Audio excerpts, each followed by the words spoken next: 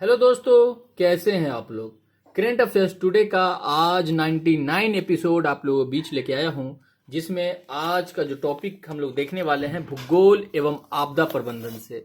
दोस्तों, जिसमें हम लोग देखेंगे कि उत्तर भारत में जो शीतलहर है, अभी कुछ दिन पहले देखे होंगे, है ना, कि एकदम ठंडी ठंडी सुबह में हवा चल रही थी, है ना। तो इसके पीछे क्या कारण है और यह चर्चा में क्यों है, ठीक है। उसके बाद देखेंगे कि शीतलहर जैसे कोल्ड वेव और गंभीर शीतलहर के बारे में अच्छे से जानेंगे, और उत्तरी गोलार्ध में शीतलहर क्यों आती है, ठीक है। उसके बाद विभिन्न देखेंगे कि शीतलहर शीत दिवस क्या है, भारत में शीतलहर के पीछे मौसमी कारक क्या क्या है, ठीक है। और क्या है कि उत्तर भारत में तापमान में गिरावट के क्या कारण हैं, हिम झंझावट क्या है, ठीक है। शीतलहर एक आपदा के रूप में है, और शीतलहर हेतु कलर कोडिंग चेतावनी जो तंत्र है वह किस प्रकार से काम करता है, जिसमें रेड अलर्ट और रेड वार्निंग में क्या अंतर है। तो इन सभी मुद्दों को आज के इस वीडियो में हम लोग देखने वाले हैं। तो दोस्तों, अगर आप यूपीएससी या स्टेट पीसीएस की तैयारी करते हैं तो क्या है कि आपके जीएस के 4 पेपर है, चारों पेपर को अच्छे से देखना है, और उनसे जो संभावित जो करेंट अफेयर्स में जो घटनाएं घटती है उसको अपने सिलेबस में जोड़ते रहना है। उससे रिलेटेड जो करंट अफेयर है उसको साथ में लेके चलना है, जिससे आपका यूपीएससी या स्टेट पीसीएस में के एग्जाम में बहुत ज्यादा ही मददगार होगा। और जिस तरह से करंट अफेयर से रिलेटेड क्वेश्चन पूछे जाते हैं तभी आप उसको हल कर सकते हैं। तो दोस्तों, क्या है कि आपको इसके लिए क्या है, करंट अफेयर से जुड़े रहने के लिए विभिन्न स्रोतों की आवश्यकता है। जैसे कि आप यूट्यूब से कई सारे चैनल है, वेबसाइट है, कई सारे मैगजीन आते हैं मार्केट में, ठीक है। तो उसी में से उसी में से क्या है, दृष्टि के द्वारा जो हिंदी माध्यम के स्टूडेंट के लिए बहुत ही ज्यादा हेल्पफुल है, क्या करंट अफेयर्स दृष्टि के द्वारा जो दिया जाता है यह, इसमें विभिन्न टॉपिक का क्या है समाहित किया गया है। तो आप देख सकते हैं कि इसमें किन किन टॉपिकों को समाहित किया गया है, आपके साथ मैं शेयर करता हूं। क्योंकि अगर आप चैनल पे नए हैं तो चैनल आपको बता दूं कि आप किन किन मुद्दों को वीडियो में हम वीडियो अपलोड करते हैं यूट्यूब पे। जैसे कि संवैधानिक या प्रशासनिक घटनाक्रम, आर्थिक घटनाक्रम, अंतर्राष्ट्रीय संबंध, विज्ञान एवं प्रौद्योगिकी, पर्यावरण एवं परिस्थितिकी, भूगोल एवं आपदा प्रबंधन, भारतीय समाज एवं सामाजिक न्याय, इतिहास, कला एवं संस्कृति, आंतरिक सुरक्षा। इन सभी मुद्दों यानी इन सभी जो सिलेबस के जो टॉपिक है, इन सब में कोई भी अगर करंट अफेयर से रिलेटेड जो घटनाएं घटती है उसमें इसमें समाहित है, ठीक है। तो अगर आपके पास यह उपलब्ध नहीं हो पाता है तो हम इसके जितने भी टॉपिक है यूट्यूब पे जो ओवैस यूपीएससी एस्पिरेंट है उस पर अपलोड करते हैं एपिसोड के माध्यम से, जिसमें आज 99 एपिसोड आप लोगों के बीच लेके आया हूं। अगर आप पुराने स्टूडेंट हैं यानी आप हमारे व्यूअर्स हैं तो आपको पता होगा सारी बातें। अगर आप नए हैं तो नए चैनल पे तो सब्सक्राइब कर ले जरूर चैनल को, जिससे मेरे आने वाली जितनी भी वीडियो होगी आप तक पहले पहुंचेगा और आप इसका फायदा उठा सकेंगे। तो इस टॉपिक में देखते हैं कि चर्चा में क्यों है। तो भारत मौसम विज्ञान विभाग आईएमडी के अनुसार जनवरी के महीने में सिंधु गंगा के मैदानी इलाकों में शीतलहर से लेकर गंभीर शीतलहर की स्थिति बनी हुई है, ठीक है। जो चर्चा में अभी आप लोग कुछ दिन पहले जरूर देखे होंगे, महसूस किए होंगे कितनी भयंकर शीतलहर चल रही थी। तो इस टॉपिक को बेहतर तरीके से और समझने के लिए इससे जो संभावित प्रश्न है उसको देख लेंगे, जिससे क्या है कि कोई चीज अगर हमें टारगेट अगर पहले पता चल जाता है तो उसको वहां तक पहुंचना आसानी हो जाता है। तो इस टॉपिक से किस प्रकार से प्रश्न आ सकते हैं, तो क्या है कि जितने भी मुद्दे दिए रहेंगे इस टॉपिक में उसको समझना आसानी हो जाएगा कि हाँ इस तरह से इस टॉपिक के जो प्रश्न आ सकते हैं इस तरह से हैं। तो देखते हैं कि शीतलहर और गंभीर शीतलहर के बारे में विस्तार से बताते हुए उत्तर भारत में शीतलहर के कारणों तथा इससे संबंधित मौसमी कारकों के बारे में चर्चा कीजिए। साथ ही इससे संबंधित आईएमडी के कलर कोडिंग चेतावनी तंत्र के बारे में भी बताइए। तो ये इसकी संभावित प्रश्न है।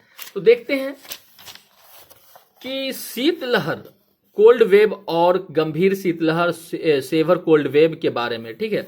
तो शीतलहर जिसे कभी कभी कोल्ड स्नैप या डीप फ्रीज के रूप में भी जाना जाता है, एक मौसमी घटना है जिसमें एक बड़े क्षेत्र में वायु का ठंडा होना या बहुत ठंडी हवा का प्रवाहित होना शामिल है। आईएमडी के अनुसार जब मैदानी इलाके में न्यूनतम तापमान 10 डिग्री सेल्सियस से नीचे चला जाता है तो उसके बाद का अधिकतम तापमान सामान्य से कम 4.5 डिग्री सेल्सियस कम हो जाता है। ठीक है। उसके बाद है कि गंभीर शीतल लहर। दोस्तों क्या गंभीर शीतल लहर, तो आपको बता दूं कि ये जो इसमें लिखा हुआ है, ठीक है, ये हम आप तक बोल बोल के पहुंचा रहे हैं, ठीक है, क्योंकि समझाने में कुछ ज़्यादा ही टाइम लगेगा, तो इस वजह से जो लिखा हुआ है हम आप तक पहुंचाने की कोशिश करते हैं। आप खुद इसका एनालाइज करें, क्योंकि आप यूपीएससी या स्टेट पीसीएस की तैयारी करते हैं, तो आपके पास इतना तो समझ है कि आप इसके एनालाइज खुद कर सकते हैं। बस ये आप तक नहीं पहुंच पाता है तो हम पहुंचाने की कोशिश करते हैं। दोस्तों अगर आप इसका पीडीएफ लेना चाहते हैं तो इसी यूट्यूब चैनल के अबाउट में जाएंगे तो वहाँ टेलीग्राम का लिंक दिया गया है, वहाँ से आप ज्वाइन कर सकते हैं और ये पीडीएफ आप वहाँ से प्राप्त कर सकते हैं। ठीक है। तो गंभीर शीतलहर सेवर कोल्ड वेव की घोषणा तब की जाती है जब न्यूनतम तापमान 2 डिग्री सेल्सियस तक गिर जाता है। सबसे पहले शीतलहर कहाँ 10 डिग्री से सेल्सियस नीचे चला जाता है, लगभग 4.5 डिग्री सेल्सियस तक कम हो जाता है। ठीक है, यानी approx 5.5 degree Celsius 6.5 degree Celsius के बीच में रहता है, तो शीतलहर होता है।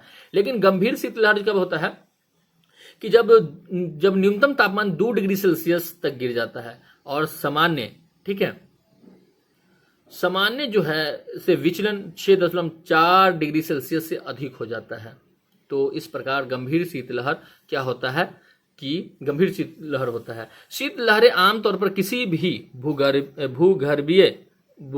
भूगर्भीय स्थान पर उत्पन्न होने में सक्षम होती है और विस्तृत ठंडी वायु राशियों से निर्मित होती है, जो कुछ क्षेत्रों में वायु धाराओं के संचलन के कारण संचित होती है।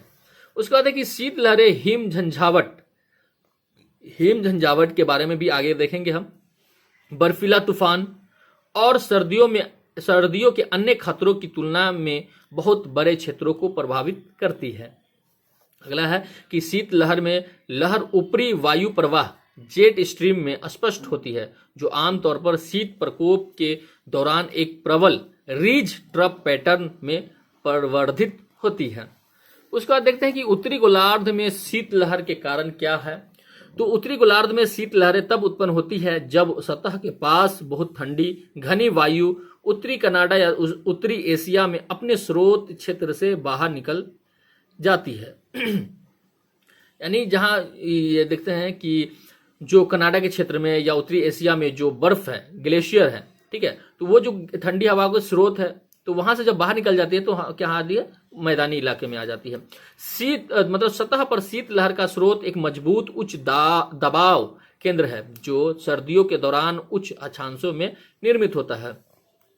अगला पॉइंट है कि ठंडी ध्रुवीय या आर्कटिक वायु राशियां अपेक्षाकृत उथली होती है, जो सतह के 1 किलोमीटर से कई किलोमीटर तक फैली होती है। ठंडी हवा का सतही उच्च दबाव केंद्र ऊपरी सतह के अभिसरण के साथ होता है। सभी का सबसे चरम क्षेत्र उत्तरी एशिया साइबेरिया है, ठीक है, जो सबसे ठंडी क्षेत्र है और यहीं से सबसे ज्यादा ठंडी आती है। उसके बाद देखते हैं कि शीतलहर और शीत दिवस का मानक क्या है। तो मैदानी क्षेत्र के लिए जब किसी स्टेशन का न्यूनतम तापमान, ठीक है, 10 डिग्री सी से क्या होता है, कम हो जाता है, तथा पहाड़ी क्षेत्र के लिए न्यूनतम तापमान 0 डिग्री सेल्सियस से कम हो जाता है, तब क्या होता है कि विचलन, ठीक है, यानी शीतलहर और देखेंगे शीत दिवस। तो विचलन जो होता है पाश्चर पर आधारित होता है। जैसे शीतलहर कोल्ड वेव सामान्य से न्यूनतम तापमान विचलन -4.5 डिग्री सी से -6.4 डिग्री सी के बीच हो।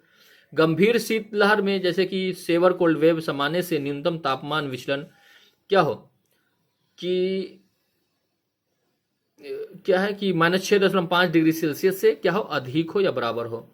उसके बाद है कि वास्तविक न्यूनतम तापमान पर आधारित केवल मैदानी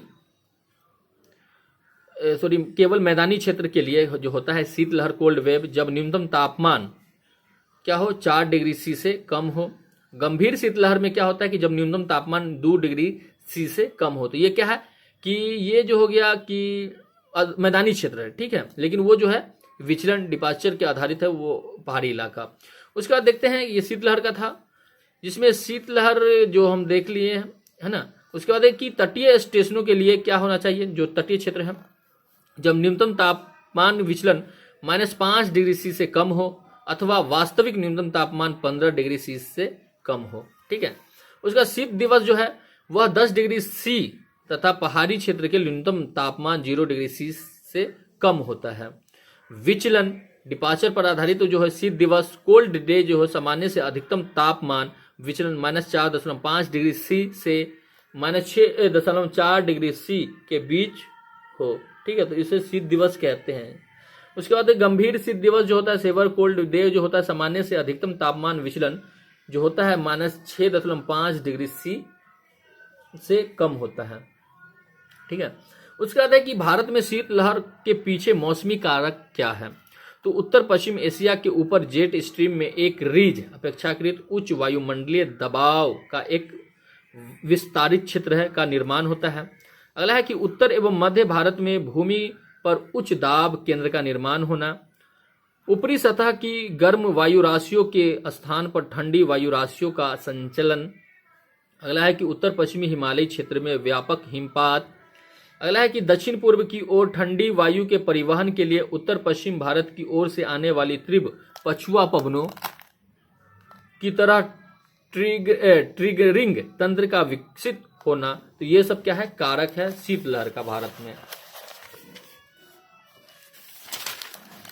अगला देखते हैं कि क्या आप अवगत हैं। तो हिम झंझावट जो पीछे हम देखे हैं, क्या है हिम झंझावट। ठीक है, तो एक हिम झंझावट कम से कम 56 किलोमीटर प्रति घंटा यानी 35 मील प्रति तेज हवाओं के कारण होने वाला एक तीव्र हिमपात है और लंबे समय आमतौर पर 3 घंटे या उससे अधिक तक चलता है। हिम झंझावत गंभीर सर्दियों के तूफान हैं जो उड़ने वाली बर्फ और वायु के संयोजन को संबोधित करते हैं, जिसके परिणाम स्वरूप बहुत कम दृश्यता होती है। क्या है कि मतलब जो तेज हवाई होती है उसके साथ जो बर्फ होती है, ठीक है, वह लगभग 56 किलोमीटर प्रति घंटा की उपरांत चलती है। अगला है कि हिम झंझावट कम से कम 3 घंटे के लिए होता है और उस समय दृश्यता 0.4 किलोमीटर से कम होती है। अगला देखते हैं कि सतही हिम झंझावट, ठीक है, ग्राउंड ब्लिजर्ड। सतही हिम झंझावट एक मौसम की स्थिति है जहां बर्फ नहीं गिर रही होती है किंतु जमीन पर पड़ी बर्फ को तीव्र हवाओं द्वारा उठा लिया जाता है और तीव्र हवाओं द्वारा उड़ा दिया जाता है। अगला कि इस मौसम विज्ञान टर्मिनल एयर रिपोर्ट है ना, मेटर कोड बी दोस्तों ना BLSN है। यदि बर्फ 8 फीट यानी 2 मीटर से नीचे रहती है तो इसे ड्रिफ्टिंग स्नो कहा जाता है। उसके बाद देखते हैं कि उत्तर भारत के तापमान में गिरावट के कारण। तो तापमान क्यों उत्तर भारत में गिरता है, तो कोहरा एवं विकिरण असंतुलन। जनवरी महीने में उत्तर भारत के सामान्य तापमान से अधिक ठंडा होने में योगदान देने वाले प्रमुख कारकों में से एक बड़े पैमाने पर कोहरे का आवरण है जो लंबे समय तक टिका रहता है और सूर्य के प्रकाश को सतह तक पहुंचाने से रोकता है तथा विकिरण संतुलन को प्रभावित करता है। अगला पॉइंट देखते हैं कि भू सतह पर हल्की हवाएं एवं उच्च नमी सुबह के समय सिंधु गंगा के मैदानी इलाकों के बड़े क्षेत्रों पर कोहरे की चादर निर्माण में योगदान देती है। अगला पॉइंट है कि चूंकि इस क्षेत्र पर पश्चिमी विक्षोभ का कोई महत्वपूर्ण प्रभाव नहीं पड़ा है, इसलिए उत्तर पश्चिमी ठंडी हवाएं भी कम तापमान में योगदान देती है। पश्चिमी विक्षोभ जो भूमध्य सागरीय क्षेत्र से आने वाले तूफान है, पवनों की दिशा में बदलाव से संबंधित है, जिससे उत्तर पश्चिम भारत में पूर्वी हवाएं चलती है। अगला पॉइंट है कि पश्चिमी और उत्तर पश्चिमी पवनें दिन में लगभग 5 से 10 किलोमीटर प्रति घंटे की रफ्तार से चलने वाली पश्चिमी एवं उत्तर पश्चिमी पवनें भी तापमान में गिरावट के योगदान देती है। स्थलीय प्रभाव क्या है, तो धूमिल या बादल वाली रातें आमतौर पर गर्म रातों से संबंधित होती है, लेकिन यदि 2 या 3 दिनों तक कोहरा रहता है तो रात में ठंडक शुरू हो जाती है। तो ये सब कारण है तापमान गिरावट के उत्तर भारत में। शीतलहर एक आपदा के रूप में, ठीक है, तो आपदा के रूप में इसे घोषित किया गया है। तो क्या है कि भारत सरकार ने शीतलहर को आपदा के रूप में अधिसूचित किया है और राष्ट्रीय आपदा प्रबंधन प्राधिकरण NDMA ने वर्ष 2021 में शीतलहर पर दिशा निर्देश और कार्य योजना जारी की है। इसी में देखते हैं कि अगला क्या है कि कार्य योजना के मुख्य रणनीतिक में शामिल है शीतलहर, जोखिम एवं भेद्यता मूल्यांकन करना, गुणात्मक प्रारंभिक चेतावनी तंत्र, पूर्वानुमान एवं सतर्कता प्रसार तंत्र आदि विस्थापित करना होता है, कार्य योजना और मुख्य रणनीति में शामिल है। ठीक है, उसके बाद आगे देखते हैं कि साथ ही एनडीएमए के परामर्श से आईएमडी ने चेतावनी प्रसार के लिए एक कलर कोडिंग चेतावनी तंत्र को विकसित किया। अगला है कि शीतलहर हेतु कलर कोडिंग चेतावनी तंत्र क्या है। तो कि शीतलहर जैसी स्थितियों के कारण आईएमडी शीतलहर से प्रभावित क्षेत्रों के लिए रेड अलर्ट, जिसका अर्थ है कि कार्रवाई करे, जारी करता है। इसके बाद मूल्यांकन की स्थिति के अनुमान रेड अलर्ट को रेड वार्निंग में बदल दिया जाता है। रेड अलर्ट और रेड वार्निंग में क्या अंतर है। तो आईएमडी के पास भारत के मानचित्र पर मौसम की स्थिति को दर्शाने के लिए 4 श्रेणियां हैं। इन जलवायु परिस्थितियों को दर्शाने के लिए लाल, नारंगी, पीले एवं हरे रंग का उपयोग करता है। लाल रंग रेड वार्निंग को दर्शाता है और अधिकारियों को कार्रवाई करने के लिए संबोधित करता है। नारंगी रंग रेड अलर्ट दर्शाता है और अधिकारियों को सतर्क रहने का संकेत देता है। यह स्थिति रेड वार्निंग स्थिति से कम गंभीर है। पीला रंग अधिकारियों को निगरानी करने के लिए संबोधित करता है। यह रेड अलर्ट से बेहतर स्थिति को दर्शाता है। उसके बाद है कि हरा रंग जो है नो वार्निंग जोन का संकेत देता है। तो इस तरह से यह टॉपिक कंप्लीट हुआ। दोस्तों कैसा लगा हमें कमेंट करके जरूर बताएं। अगर आप चैनल पे नए हैं तो चैनल को जरूर सब्सक्राइब कर ले, जिससे मेरे आने वाली हर वीडियो आप तक पहले पहुंचे। तो आज के लिए इतना ही, मिलते हैं नेक्स्ट एपिसोड में। जय हिंद।